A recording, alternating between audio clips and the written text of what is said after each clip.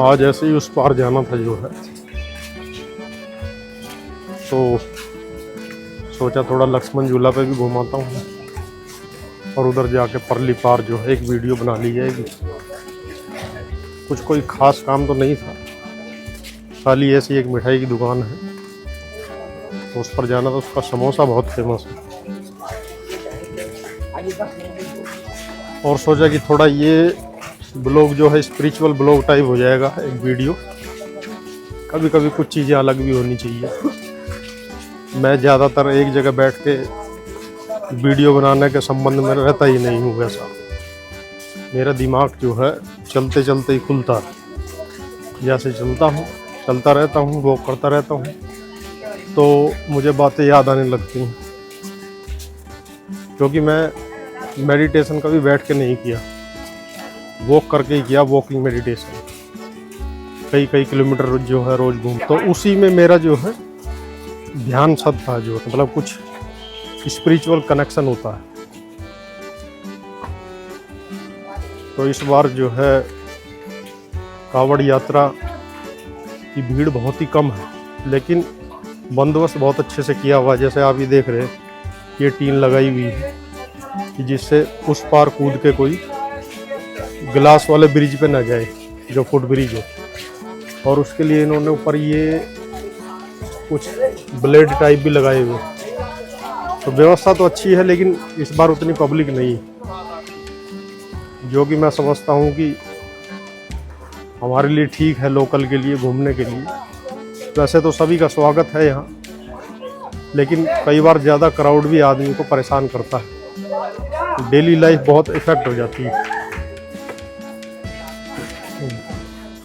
ये नया जो ब्रिज है आपने देख ही लिया होगा, रील इसकी पहले भी बहुत आ रखी है, लेकिन ये नया ब्रिज बना है इधर लक्ष्मण झूला का।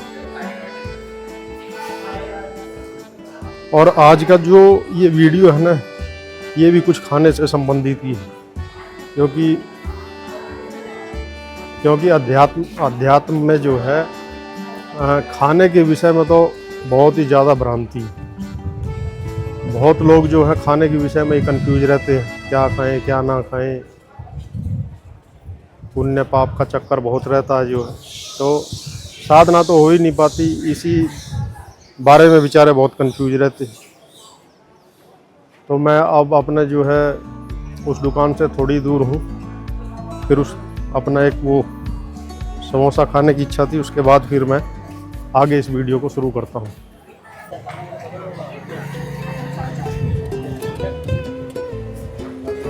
ये लक्ष्मण झूला की मार्केट है, इस टाइप की बहुत ही प्यारी मार्केट है। अच्छे कैफ़े हैं इधर, और गंगा जी के साथ बैठने के लिए बहुत घाट भी है, बहुत ही पवित्र स्थान है।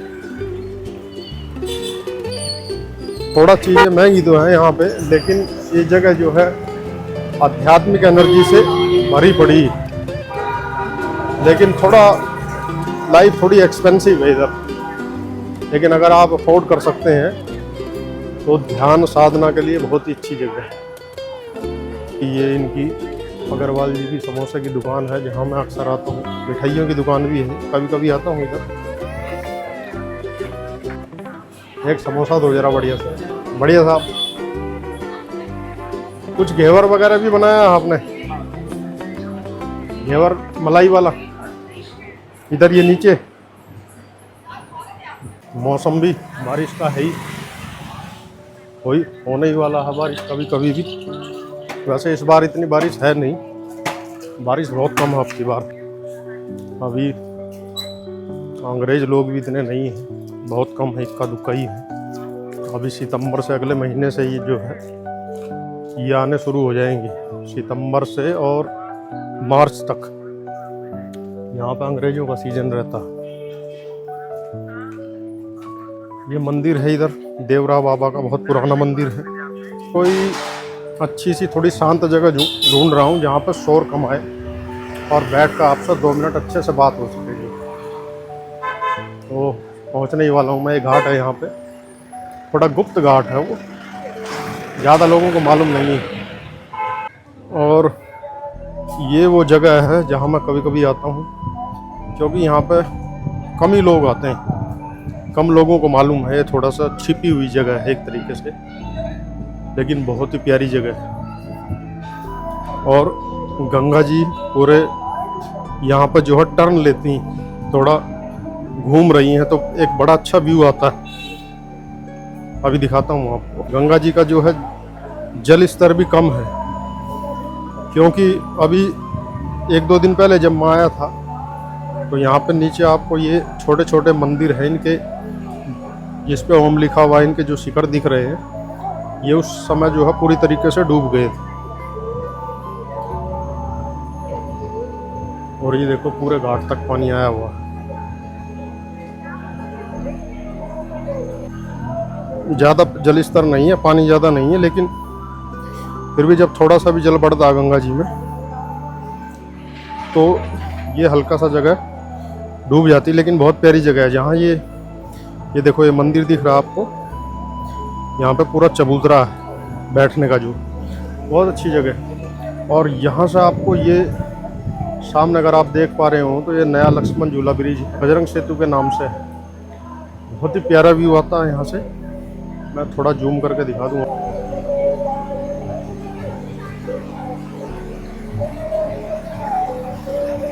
और इस साइड ये पूरा राम झूला तक, राम झूला तो नहीं दिखेगा यहाँ से, पर ये आगे इस साइड ये आगे राम झूला, तो ये आप देख सकते हैं। ऐसा व्यू है यहाँ से।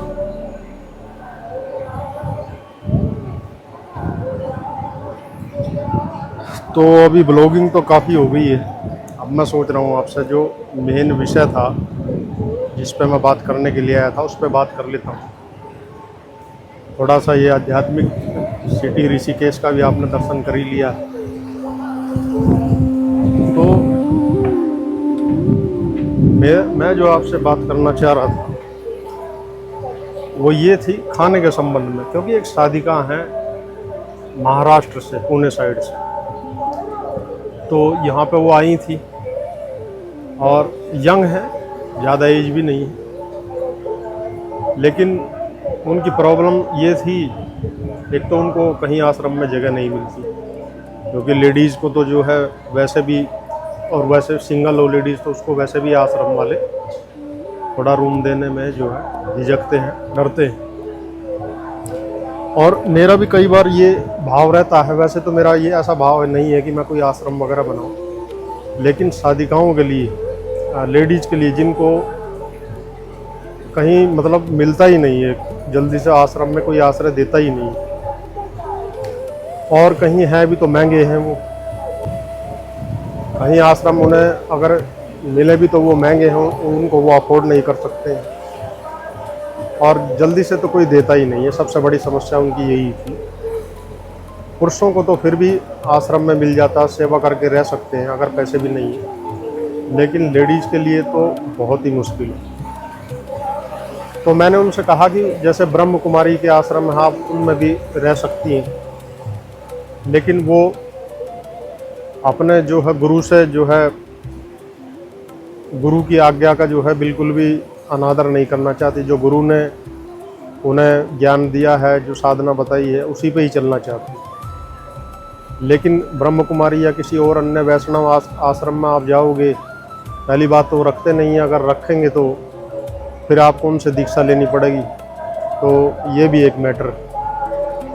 तो मेरी एक उनको तकलीफ़ को देख के, उनकी तकलीफ़ को देख के मेरी एक ऐसी इच्छा हुई थी कि कभी भगवान ने अवसर दिया तो जो है ऐसा एक आश्रम बनाऊंगा कि जहाँ पर ज़रूरी नहीं है उस आश्रम में आप रह रहे हैं तो वहाँ जो गुरु है उसी से दीक्षा लें। आपने कहीं भी किसी से दीक्षा ली है, आप अपनी प्रैक्टिस को जो है फॉलो कर सकते हैं, अपने गुरु के ज्ञान को, मार्ग को फॉलो कर सकते हैं। पूरी तरीके से आप स्वतंत्र रहें, ऐसा आपके लिए एक एनवायरनमेंट उसमें हो। तो कभी ऐसा भविष्य में हुआ तो देखेंगे। तो दूसरी जो उनकी समस्या थी, दूसरी उनकी समस्या ये थी कि उनको जहाँ भी वो जाती थी उनको सात्विक भोजन मिलना बड़ा मुश्किल था। जैसे वो किसी आश्रम में रुकी, वहाँ लहसुन प्याज बनता है, किसी में नहीं बनता है। कहीं होटल पे खाना खाया तो वहाँ भी लहसुन प्याज का, यानी सिंगल व्यक्ति के लिए तो कोई बिना लहसुन प्याज वाला बनाएगा नहीं, तो उनकी ये बहुत समस्या रहती है। और वो ये कहते हैं, मेरे से भी उन्होंने थोड़ा डिस्कस किया था इस बारे में कि लहसुन प्याज का इस चीज़ का कोई फ़र्क पड़ता है क्या साधनों में। तो देखो, लहसुन प्याज का ही नहीं है, कई तरीके की बात है। जैसे अब मैं किसी का जो है आलोचक तो नहीं हूँ, क्रिटिसाइज़ तो किसी को नहीं कर। बहुत से गुरु हैं, बाबा हैं, ऐसे बोलते हैं कि लहसुन प्याज मत खाओ, ये मत करो, वो मत करो। कोई बोलता है कि तालू पे जीभ लग गई तो ध्यान लग गया, कोई बोलेगा खेचरी मुद्रा लगेगी तो ध्यान लगेगा। यानी इतना प्रकार का एक प्रोपगेंडा है, जितने इसमें फंसते जाओगे उतने दसते चले जाओगे।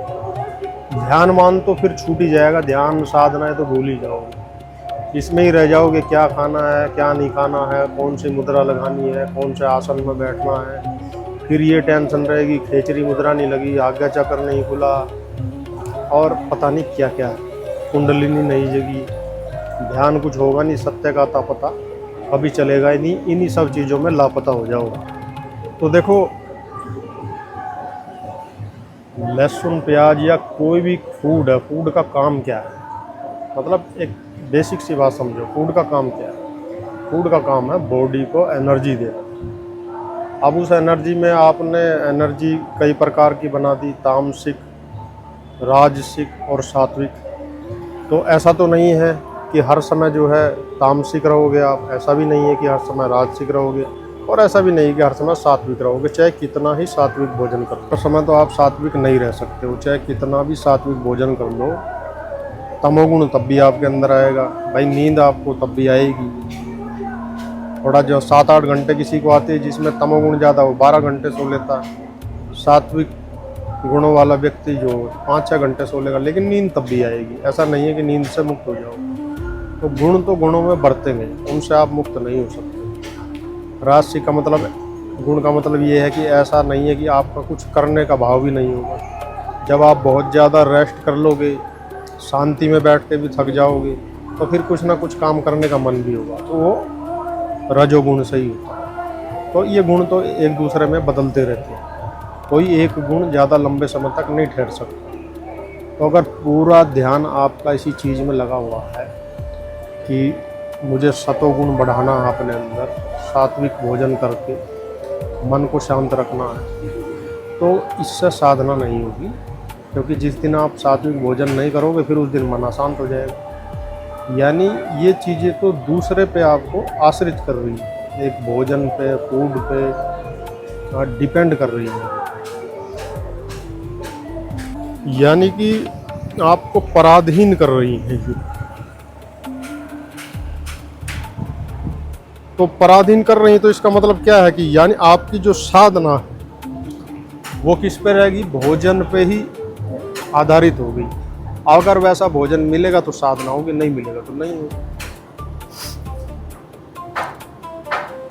तो ये जितने भी प्रकार की चीज़ें हैं, इनका साधना में ऐसा नहीं है कि लाभ नहीं, पर बहुत कम, इतना नहीं है कि जितना आप सोच रहे हैं, बहुत ना के बराबर है। और ज़्यादातर लोग इन्हीं में उलझे रहते हैं, क्योंकि ज़्यादातर जो गुरु भी हैं वो कभी साधक भी नहीं रहे और कभी गुरु भी नहीं रहे। वो पता नहीं किन कारणों से गुरु बन गए, मुझे तो खुद नहीं मालूम पड़ता। लोगों का टाइम ही खराब करते हैं, उनको सत्य का रास्ता तो दिखा नहीं सकते क्योंकि खुद भी मालूम नहीं है। तो उनको फंसा देते हैं किस चीज़ों में कि आपको सात्विक होना, आपको वेजिटेरियन होना है, कोई कहेगा वीगन होना है, कोई कहेगा जो है एक ही टाइम भोजन करना है, कोई कहेगा एक टांग पे खड़ा होना है, कोई कहेगा शीर्षासन करना है, कोई कहेगा तालू पे जीभ लगनी चाहिए, कोई खेचरी मुद्रा बताएगा।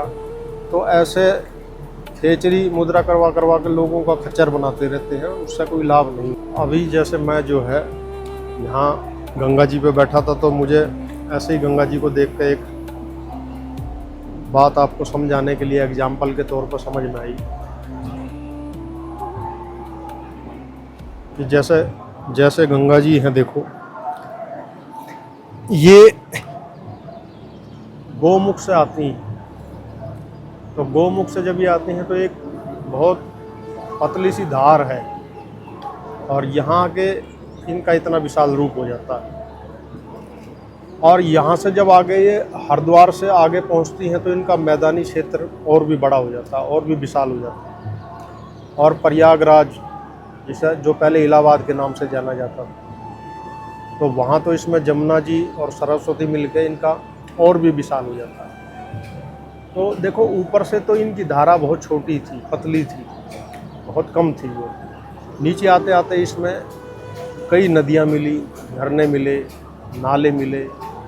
और ऐसा नहीं है कि सब पवित्र नदियाँ ही गिर रही हैं, इसमें सीवर का पानी भी गिर रहा है, गंदे नाले भी गिर रहे हैं। और कानपुर वगैरह में उस साइड जाके तो ये जो चमड़ा फैक्ट्रियाँ हैं उनका भी पानी इसी में जा रहा है। तो यानी कितने प्रकार की गंदगी भी अपने साथ लेके जा रही है। तो उससे क्या हो रहा है, गंगा जी की सामर्थ्य बढ़ रही है। सामर्थ्य बढ़ रही है तभी तो समुद्र तक पहुंच रही है। लेकिन यहाँ पर मेरा मकसद ये नहीं है आपको कि आप गंदा भोजन करो या वैसा करो, ये बताने का। मेरा मकसद आपको ये बताने का है कि गंगा जी अगर अपनी वहाँ से पवित्रता में चलती हैं, जो गोमुख से निकलती है, तो वो पतली सी धार है।